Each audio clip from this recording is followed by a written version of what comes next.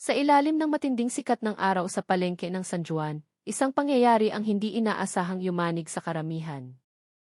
Isang dalagang nagngangalang Nadia Santos ang sapilitang pinahinto ng isang grupo ng mga aroganting nagpapanggap na pulis.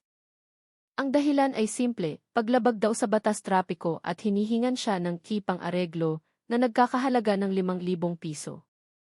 Ngunit nang tumanggi si Nadia, ang lahat ay nagbago at naging isang bangungot. Binuhusan siya ng maruming langis sa katawan, sinipa sa mukha, at lalo pang tinakot.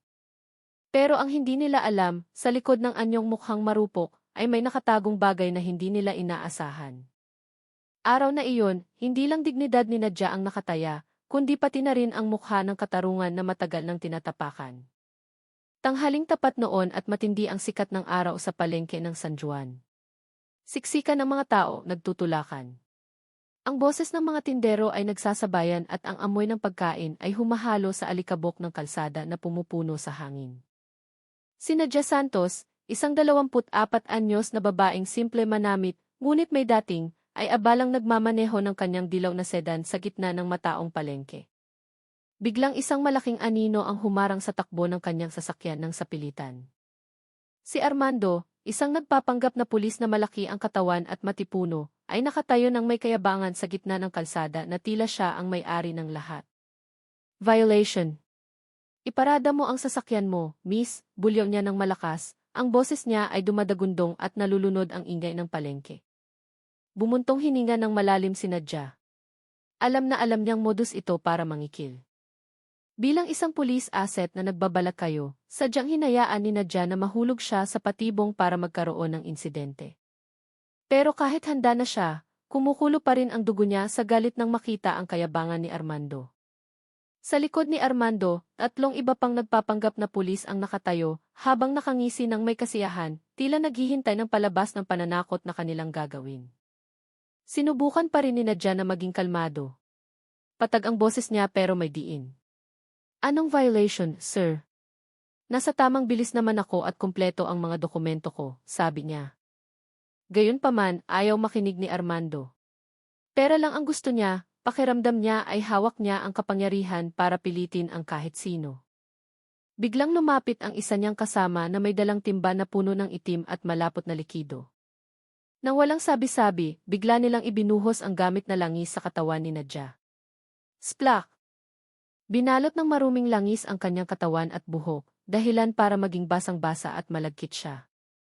Masakit sa ilong ang amoy, dahilan para mapatakip ng ilong ang mga tao sa paligid. Nagulat si Nadia, pero pinigil niya ang sarili, sinikap na huwag magpakita ng labis na reaksyon para manatiling ligtas ang kanyang pagbabalakayo. Humakbang si Armando, itinuro si Nadia gamit ang hintuturo, tapos itinuro ang sasakyan nito. Magbayad ka na ngayon ng 5,000 piso o impound ang sasakyan mo hanggang sa masira, banta niya. Pahihirapan kita hanggang sa ikaw na mismo ang magmakaawa, dagdag pa niya ng may kayabangan. Nasusuka at nandidiri si Nadia sa inaasa ni Armando. Alam na alam niya kung paano niloloko ni Armando at ng kanyang mga kasabwat ang mga inosenteng mamamayan, tinatapakan ang dignidad ng mahihina at dinudungisan ang pangalan ng kapulisan. Sumasabog ang galit sa kanyang dibdib. Nang walang babala, biglang sumipa si Armando ng mabilis. Blag! Tumama ng malakas ang bota niya sa mukha ni Nadia. Naramdaman ng dalaga ang matinding sakit na gumapang. Pumutok ang labi niya at tumulo ang dugo sa gilid ng bibig. Muntik na siyang matumba. Pero hindi tumigil si Armando. Hinampas niya ang hood ng kotse ni Nadia gamit ang malaking kamao. Bog! Umalingaw-ngaw ang malakas na tunog na nag-iwan ng yupi sa ibabaw ng metal. Lalong natakot ang mga tao sa paligid. Ang iba ay nakayuko na lang, hindi nangahas tumulong. Ngunit sa likod ng katawang puno ng langis at mukhang karaniwan, si Nadia Santos ay hindi basta-bastang dalaga. Siya ay isang police intelligence officer na nagbabalak kayo sa ilalim ng init ng araw sa palengke ng San Juan. Alam niyang ang laban para sa katarungan ay kasisimula pa lamang. Matagal na bago pa man siya bugbugin sa palengke na iyon, madalas nang nasasaksihan ni Nadia kung paano inaabuso ang kapangyarihan. Nakita niya gamit ang sarili niyang mga mata kung paano perahan, takutin, at tapakan ang mahihina ng mga taong dapat sana ay nagpoprotekta sa kanila. Ang mapait na karanasang iyon ay nagtulak kay Nadia na mangako sa sarili niya. Hinding-hindi siya mananahimik. Ang pangakong iyon ang nagdala sa kanya sa landas na hindi pangkaraniwan, ang maging police intelligence officer. Doon siya hinubog para maging matibay na ahente, natutong lumaban, mangalap ng lihim na impormasyon, at magbalatayo ng hindi nahuli. Ang kanyang maliit na katawan ay nagtatago ng liksi at lakas na hindi pangkaraniwan. Ang matalino niyang isip ay kayang suriin ang mga komplikadong sitwasyon at bumuo ng matalinong estratehiya. Si Nadia ay tapat na pulis na may paninindigan sa prinsipyo ng katarungan. Sa araw na iyon, talagang nakalive si Nadia sa trabaho. Gusto lang sana niyang mag-enjoy ng oras na walang ginagawa, subukang mamuhay bilang ordinaryong mamamayan. Pero nagbago ang lahat nang makita niya mismo ang kabulukan ng mga peking pulis sa palengke ng San Juan. Nanloloko sila ng tao, nangingikil ng walang dahilan, at nananakit pa ng pisikal tulad ng kakatapos lang mangyari sa kanya. Nang makita niyang sinipa siya ni Armando ng walang dahilan, na sinabayan ang tawa ng tatlo nitong kasama, habang ang mga mukha ng mga tao sa palengke ay puno ng takot, sumabog ang galit ni Nadia. Nagagalit siya hindi lang para sa sarili niya, kundi para sa lahat ng taong naging biktima ng pang-aapi. Ang pang-aabusong iyon ay hindi pwedeng palampasin. Ang estado niya bilang police intelligence officer na nakalive ay nagbigay sa kanya ng kalayaan na kumilos ng hindi nakatali sa burokrasya. Nang sandaling iyon, nagdesisyon si Nadia, kailangan niyang turuan ng leksyon ang mga manlolokong nakauniporme. Hindi lang ito simpleng trabaho, kundi tawag ng tungkulin. Gamit ang lahat ng pagsasanay at karanasang mayroon siya, binalak ni Nadia na mangalap ng ebidensya ng krimen ni na Armando at ng kanyang mga kasabwat. Isa-isa niya silang ibubunyag. Para mangyari iyon, nanatili siyang nagpapanggap bilang mahinang babae para maging perpekto ang plano. Ang bawat sipa ni Armando, ang bawat mapanghamak na tingin ng ibang peking pulis ay lalong nagpaalab sa kanyang damdamin. Hindi iyon pagkatalo, kundi gasolina na nagsindi sa kanyang determinasyon. Alam ni Nadia na malapit nang matapos ang palabas na ito. Oras na para kumilos siya ng totoo at magdala ng bagong pag-asa sa mga taong pagod ng maapi at naghahangad ng katarungan. Balik sa sandaling pinahinto si Nadia sa ilalim ng init ng tanghali sa palengke ng San Juan. Mainit at tensyonado ang hangin dahilan para mabalisa ang lahat. Nakatayo si Armando ng tuwid sa harap ng dilaw na sedan ni Nadia. Malaki ang katawan, mayabang ang mukha. Ang uniforme niya ay nagbibigay ng ilusyon ng kapangyarihan. Hawak niya ang blankong tiket na handang lagyan ng multang 500 pesos. 5,000 ngayon din o i-impound ko ang kotse mo hanggang sa masira, banta niya. Pahihirapan kita hanggang sa ikaw na mismo ang magmakaawa, bulyaw niya sa mabigat na boses. Matalim ang tingin niya, naghahanap ng kahinaan. Sa likod niya, ang tatlong peking pulis ay nakangisi, handang sumuporta anumang oras. Samantala, ang mga tao sa palengke ay nakayuko lang, hindi nang ahas makialam. Mula sa likod ng manibela, tinitigan ni Nadia si Armando ng diretsyo. Nag-aalab ang puso niya sa galit, pero kailangan niyang manatiling kalmado. Alam niyang hindi makatwiran ang paratang. Wala siyang nilabag, ito ay purong pangingikil. Bilang asset, sanay na siya sa mga ganitong tensyonadong sitwasyon. Nagpanggap siyang ordinaryong mamamayan na lito at naipit. Habang ang isip niya ay mabilis na bumubuo ng plano. 5,000. Kotong yan, sir. Wala naman akong ginawang masama. Hindi ako lumabag sa batas, sagot niya sa boses na nanginginig pero malinaw at matapang na nagpipigil ng emosyon. Hindi inakala ni Armando na maglalakas loob si Nadia na sumagot sa harap ng mga kasama niya at ng maraming tao. Isa sa mga kasama niya ang lumapit dala ang timba na mailamang gamit na langis at splak. Ibinuhos ang itim na likido sa katawan ni Nadia, binasa ang buhok at damit niya. Masakit sa ilong ang amoy dahilan para lalong matakot ang mga tao sa paligid.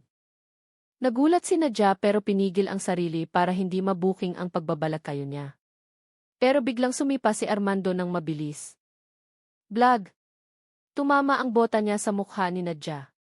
Dumugo agad ang labi niya. Muntik na siyang matumba, pero hindi tumigil si Armando. Hinampas niya ang hood ng kotse gamit ang matigas na kamao. Bog! Umalingaw-ngaw ang tunog na nag-iwan ng malaking yupi. Kahit bahagi ito ng plano niya, masakit pa rin ang bawat hampas. Pero sa likod ng sakit na iyon, lalong tumitibay ang loob ni Nadja. Binigyan na ni Nadja si Armando ng pagkakataon para ipakita ang kanyang kabulukan. At nang hindi namamalayan, nahulog na si Armando sa patibong na inihanda niya. Hindi pa nagsisimula ang tunay na laban at handa na si Nadja na baligtarin ang sitwasyon. Pakiramdam niya ay durog-durog ang katawan niya.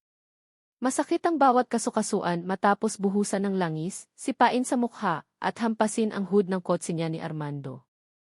Muntik na siyang matumba sa loob ng kots, tapos hirap na lumabas at tumapak sa mainit na aspalto. Umaagos ang dugo sa labi niya, nanlalabo ang paningin.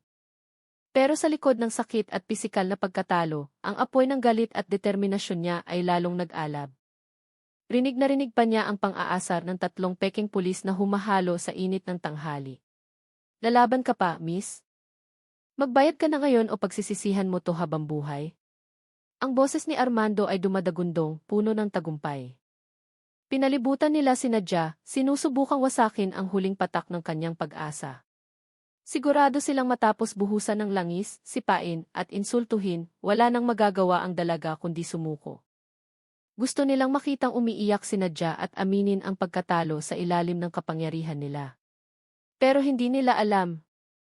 Ang nakatayo sa harap nila ay si Nadja Santos, isang intelligence officer na lagpas na sa takot. May prinsipyo siya na hindi mabibili ng karahasan. Gamit ang natitirang lakas, iginalaw ni Nadja ang masakit niyang katawan, pinilit na tumayo ng tuwid. Habang sumusuray-suray, huminga siya ng malalim, nag-ipon ng lakas, saka tumitig ng diretsyo kay Armando at sa mga kasabwat nito. Wala nang takot, wala nang kawalan ng pag-asa. Ang natitira na lang ay matibay na determinasyon, ang pangakong malinaw na nakikita sa kanyang mga mata. Hinding-hindi siya susuko sa kasamaan sa harap niya.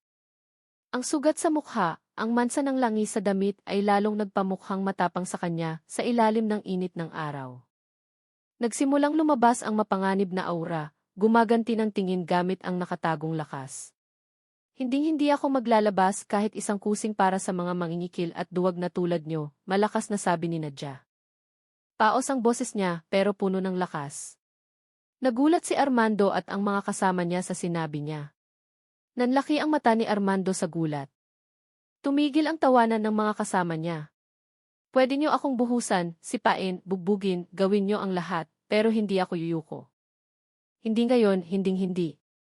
Ang mga salitang iyon ay tumama kay Armando at sa mga peking pulis parang maso. Nawala ang mapang-asar ng ngiti nila, napalitan ng galit na maihalong pagtataka. Nagulat ang lahat ng nakasaksi sa katapangan ni Nadja, kabilang ang mga tao sa palengke na kanina ay takot na takot. Si Armando na sanay makitang sumusuko ang biktima matapos saktan ay ngayon ay nagagalit at nalilito. Ang matigas na pagtanggi ng isang babaeng bugbog sarado at puno ng langis ay parang nakakahiyang sampal sa mukha niya. Ito ang mahalagang sandali. Kahit mukhang mahina, nagawa ni Nadja na baligtarin ang sitwasyon na nagdulot ng galit na magiging simula ng tunay na laban. Ang kanyang matigas na pagtanggi. Kahit matapos buhusan ng langis, sipain sa mukha, at hampasin ang hood ng kotse niya, nagalit ng husto si Armando. Ang ego niya na matagal nang binuo sa pamamagitan ng pananakot ay nawasak sa harap ng mga kaibigan niya at ng mga tao sa palengke ng San Juan. Hindi niya matanggap na ang babaeng kakatapos lang niyang saktan ay may lakas pa ng loob na lumaban at hindi man lang natakot. Namula ang mukha niya, lumabas ang ugat sa liig, nanginig ang katawan sa galit na handang sumabog. Ang tapang mo ah. Sino ka sa akala mo? Ha? Matapos ang lahat ng to, mailakas ka pa ng loob na magsalita ng ganyan sa akin. Sigaw ni Armando. Malakas ang boses niya, umaalingaw sa mga tindahan sa palengke. Sinubukan ni Armando na takpan ang gulat at hiya sa pamamagitan ng pagiging mas mayabang. Natahimik ang 3 peking pulis, nararamdaman ang nakakatakot na galit ni Armando. Pero sa mga mata nila, lumitaw ang pagdududa. Ang hindi mapalagay na pakiramdam na mahirap itago. Sa tindi ng galit, gumawa si Armando ng malaking pagkakamali. Itinaas niya ang kamay, itinuro si Nadja gamit ang nanginginig na hintuturo. Sige, kung iyan ang gusto mo, tapusin na natin to ngayon. Akala mo matapang ka, ipapakita ko sa'yo kung sino ang tunay na matapang. Hinamon ni Armando si Nadja ng suntukan. Sigurado siyang ang dalaga ay ordinaryong babae lang na nagkataong matapang. Naniniwala siyang madali niya itong madudurog sa harap ng lahat. Hinihingal pa si Nadja. Masakit ang buong katawan niya, pero nanatiling kalmado ang tingin niya. May maliit na ngiti sa labi niya, halos hindi makita ni Armando, pero sapat na para ipakita na ito ang hinihintay niya. Isang imbitasyon para ipakita kung sino talaga siya. Ang perpektong pagkakataon para tapusin ang pagbabalakayo at isagawa ang pangunahing misyon na matagal na niyang pinaghahandaan. Sige, maikling sagot ni Nadja. Puno ng hindi inaasahang kumpiyansa ang boses niya. Umatras siya ng kaunti pumwesto para lumaban.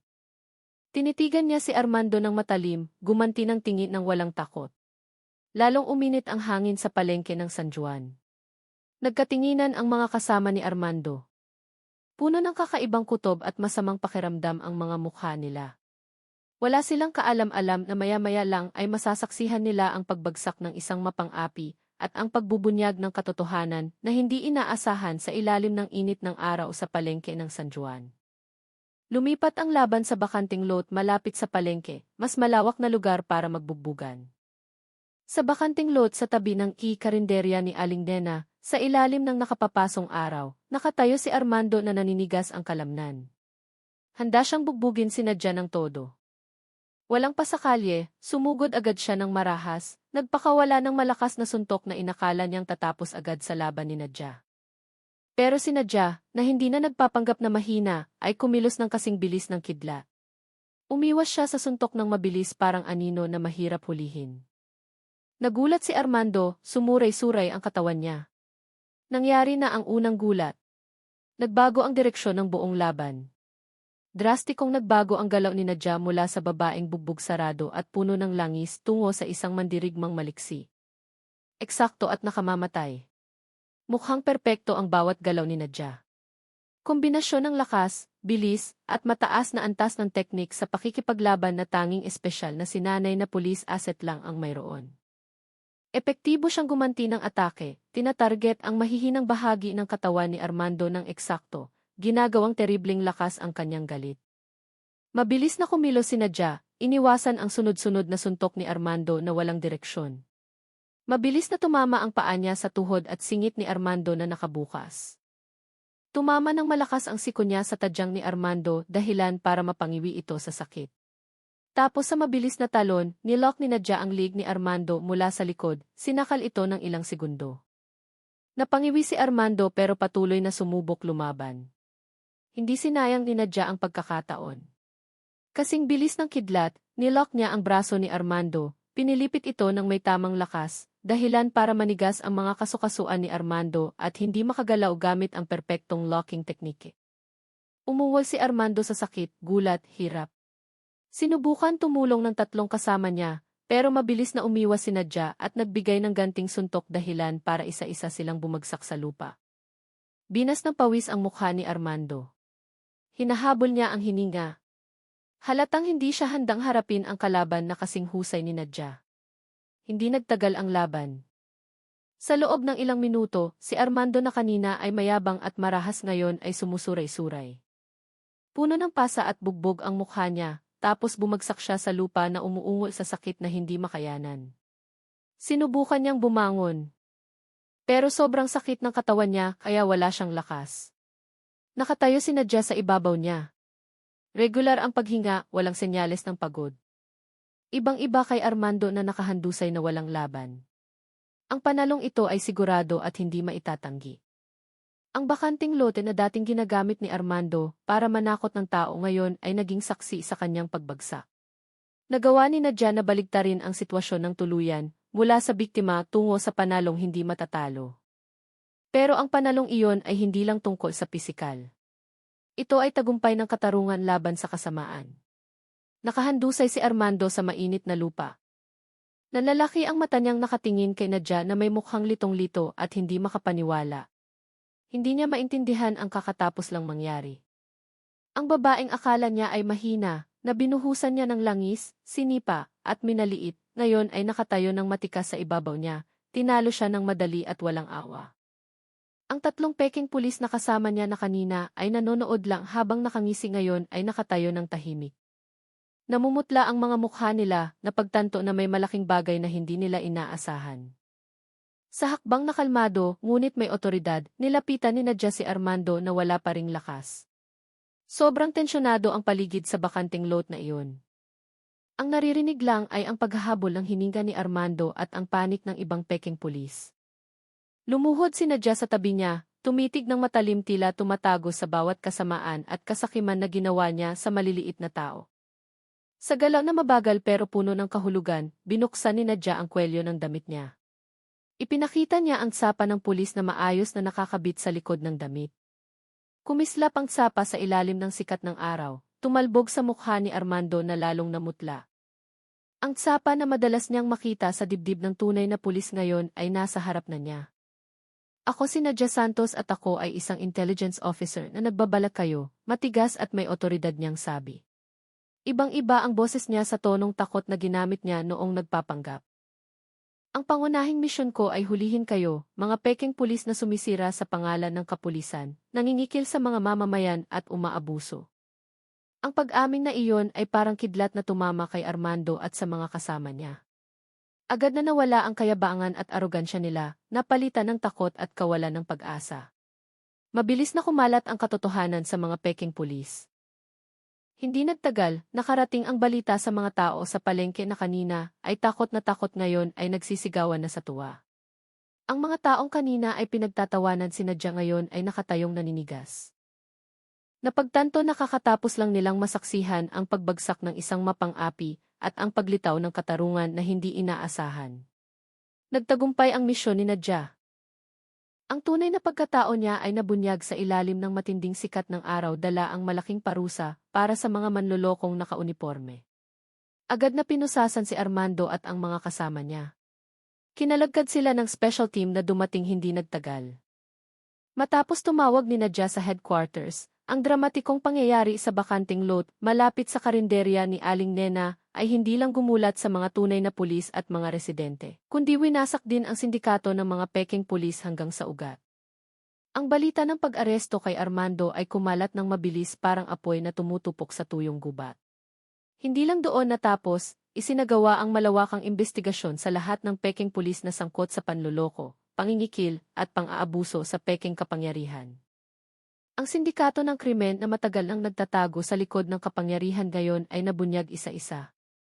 Tinanggalan si Armando ng estado bilang pekeng pulis at agad na hinarap ang mabibigat na kaso. Ang pekeng uniforme na dati ay simbolo ng kapangyarihan ngayon ay naging kahiyahiyang simbolo, marumi dahil sa kasinungalingan at krimen. Hindi lang kalayaan ang nawala sa kanya, kundi kailangan din niyang harapin ang patong-patong na mabibigat na kasong kriminal mula sa pangingikil ng walang dahilan, physical injury, serious illegal detention hanggang sa mga gawaing premanismo.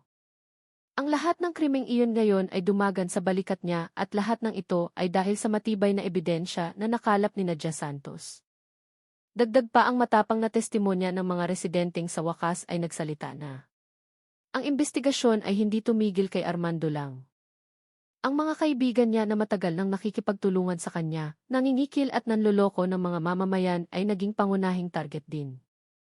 Isa-isang hinarap ng mga pekeng pulis, kasama man sa aksyon o nanahimik lang, ang parusang nararapat. Silang dati ay tumatawa at nakibugbog kay Nadia ngayon ay nakakaramdam ng parehong takot. Mas malala pa, nabuwag ang sindikato nila mula sa loob. Nagsimula silang magsisihan, magturuan hanggang sa magkagulo. Mabilis at transparent ang takbo ng prosesong legal ng walang nakialam. Lahat ay dahil sa epektibong aksyon ni Nadia, matibay na ebidensyang ibinigay niya, at ang malinaw at kapanipaniwalang testimonya niya sa harap ng matataas na opisyal.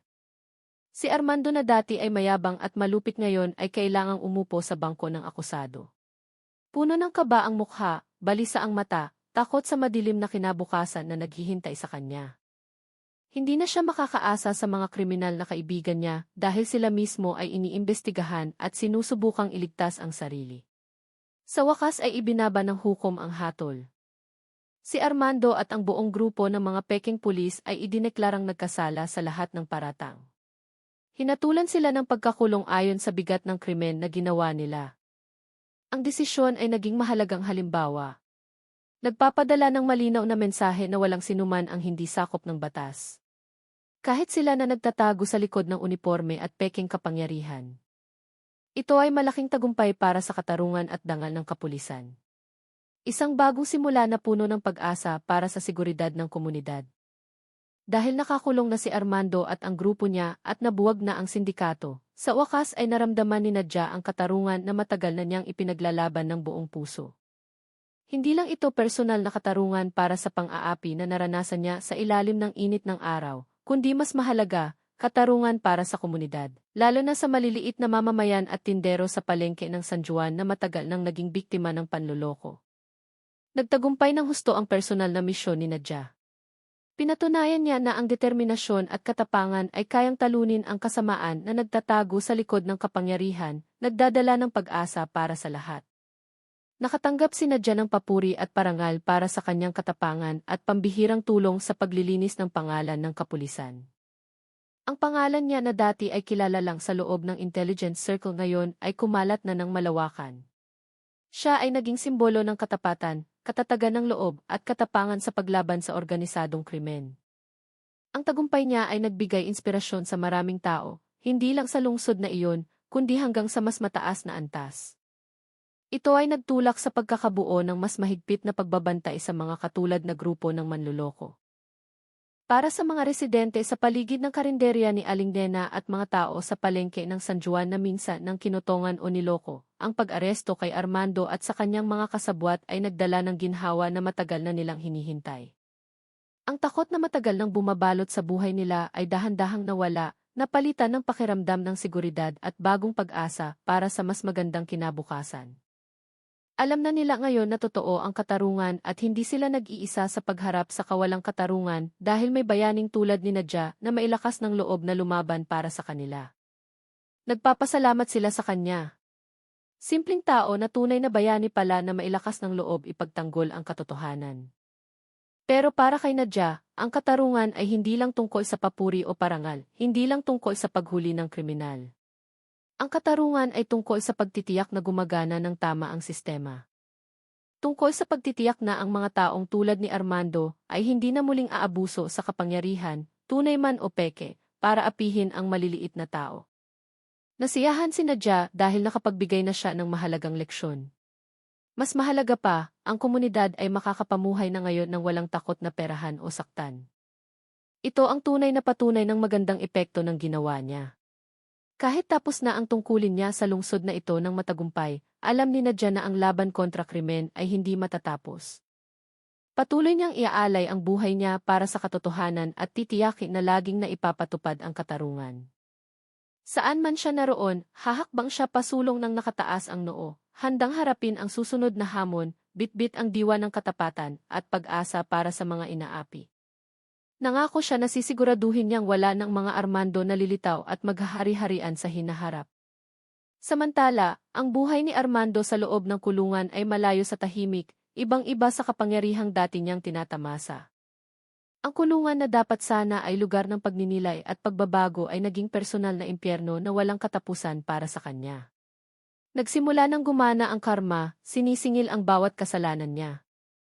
Si Armando na dating malupit na ng aapi ngayon ay nararamdaman na mismo kung paano maapi. Ang paghihirap na dati niyang ibinibigay sa iba ngayon ay bumabalik sa kanya araw-araw sa anyo ng pisikal at mental na parusa. Isang nararapat na kabayaran para sa lahat ng krimen na nagawa niya.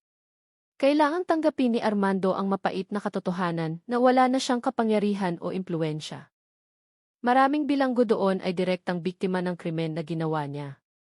May mga taong kinutongan niya ng walang dahilan, taong sinaktan niya, o pamilya na pininsala niya hanggang sa mabilanggo. O kahit paano ay alam nila ang tungkol kay Armando na malupit at korap mula sa balitang kumalat. Hindi nila pinalampas ang pagkakataon na gumanti, kahit sa maliliit na paraan lang na nagpapahirap at nakakainis. Bigla ang suntok sa madilim na sulok na hindi kita ng gwardya, walang tigil na pang-aasar ng kapwa bilanggo, gamit na bigla na lang nawawala, hanggang sa mga nakatagong banta na nagpapanatiling laging alerto kay Armando. Lahat ng iyon ay naging pang-araw-araw na karanasan ni Armando sa likod ng rehas. Siya na dating kinatatakutan at iginagalang sa maling paraan, ngayon ay namumuhay sa takot at walang katapusang hinala. Ang katawan niya ay madalas puno ng bagong pasa na hindi niya maipaliwanag. Ang tulog niya ay laging ginagambala ng madidilim na anino na nagmumulto. Sa mental na aspeto, patuloy na binabagabag si Armando ng kanyang madilim na nakaraan. Ang mga mukha ng kanyang biktima noon, kasama na sina Jess Santos, ang mga takot na residente ng palengke ng San Juan, hanggang sa maliliit na pamilya na kinutongan niya ng malupit ay laging lumilitaw sa isip niya. Ang mga boses nila, ang iyak nila, at ang paghihirap na dulot niya ngayon ay nagmumulto sa kanya ng walang tigil. Kahit sa tanghaling tapat, ang tulog ay hindi na nagbibigay ng katahimikan. Laging dumarating ang bangungot, ipinapakita muli ang malulupit na eksena na ginawa niya. Napipilitan siyang panoorin ulit ang pagpapahirap na ibinigay niya noon sa ibang tao. Isang siklo ng takot na walang katapusan. Wala nang mga kaibigang kriminal na magpoprotekta sa kanya. Wala nang kapangyarihan na pwede niyang gamitin para mang-api o takasan ang epekto ng kanyang ginawa. Tunay na nag-iisa si Armando, nakakulong sa siklo ng paghihiganti at pagsisisi na walang katapusan. Ang bawat araw sa kulungan ay paalala ng kanyang krimen sa nakaraan, walang tigil na takot na nagpapatunay na ang kasamaan sa huli ay laging bumabalik sa gumawa nito. Ito ang kabayaran ng karma na hindi maiiwasan at napakasakit. Ang kwento tungkol kay Nadia, ang police asset, at ang pagbagsak ni Armando na peking pulis ay matibay na larawan ng moral na mensahe na walang kupas. Ang mensaheng ito ay mahalaga para sa kahit sino saan man naroon. Una at pinakamahalaga, ipinapakita ng kwentong ito na ang katotohanan at katarungan sa huli ay laging mananaig gaano man katagal itago o gaano man kalakas ang kapangyarihang sumusubok na pagtakpan ito. Kahit madalas maharang ng korupsyon na malalim na ang ugat, ang liwanag ng katotohanan ay laging makatatago sa dilim.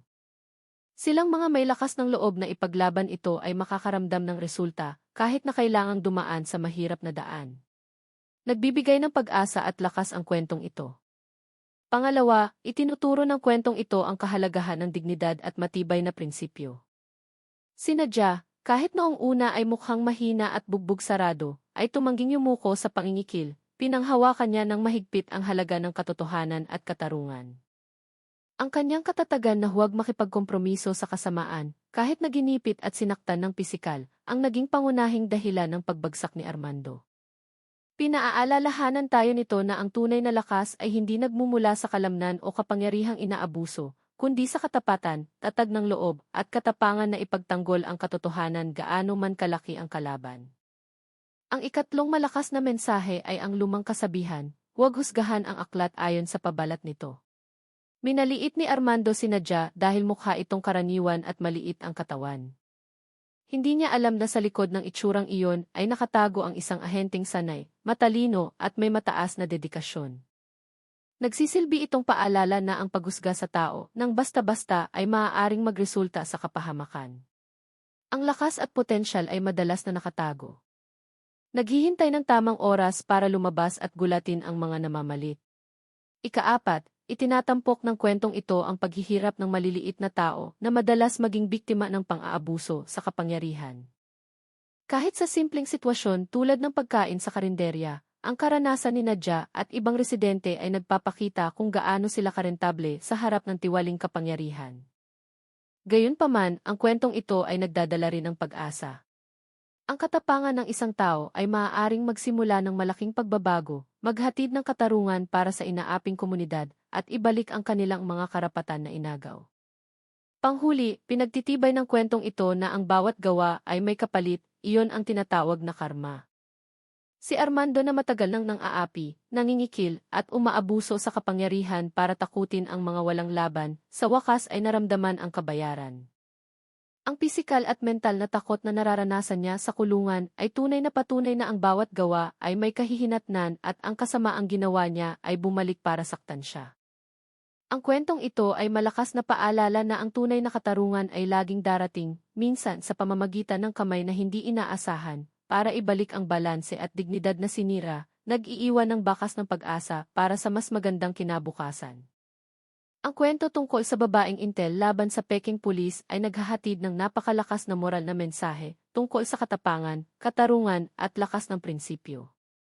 Inilalarawan ng kwentong ito na ang katotohanan, gaano man kabigat ang daan, sa huli ay mananalo laban sa kasamaan. Si Nadia, ang pangunahing tauhan, ay nagpatunay na ang tunay na lakas ay hindi laging nagmumula sa kalamnan o kapangyarihan, kundi sa katatagan ng loob at katapangan na ipagtanggol kung ano ang tama. Hindi siya natinag kahit binuhusan, pinalo at ininsulto. Sa halip, mula sa sakit na iyon ay lalong nag-alab ang kanyang diwa. Pinagtitibay din ng kwentong ito ang kahalagahan na huwag maliitin ang isang tao base lang sa itsura. Si Armando, ang kontrabida, ay inakalang mahina si Nadia dahil lang siya ay babae na may maliit na katawan. Hindi niya inakala na sa likod ng kahinahunan ay nakatago ang lakas ng intelligence na sanay at matalino. Ang kwentong ito ay nagsisilbi ring matigas na parinig laban sa pang-aabuso sa kapangyarihan. Ipinapakita kung paano owasaki ng huwad na kapangyarihan ang maliit na komunidad kung hindi babantayan at lalabanan. Gayunpaman, nananatili ang pag-asa, si Nadia ay naging simbolo na ang katapangan ng isang tao ay maaaring magsimula ng malaking pagbabago. Ang kwentong ito ay sumisigaw din ng malakas, totoo ang karma. Ang krimen ni Armando na nagtapos sa nararapat na paghihirap sa kulungan ay nagpapatunay na ang bawat aksyon ay babalik sa may gawa. Sa kabuuan, ang kwentong ito ay nag-iiwan ng malalim na impresyon. Hinahalukay ang emosyon mula sa galit, pag-aalala, hanggang sa kasiyahan ng maipatupad ang katarungan. Gamit ang naratibong dramatiko at puno ng tensyon. Ang kwentong ito ay parang action movie na puno ng kahulugan, tumatago sa puso at gumising sa diwa na huwag manahimik sa harap ng kawalang katarungan.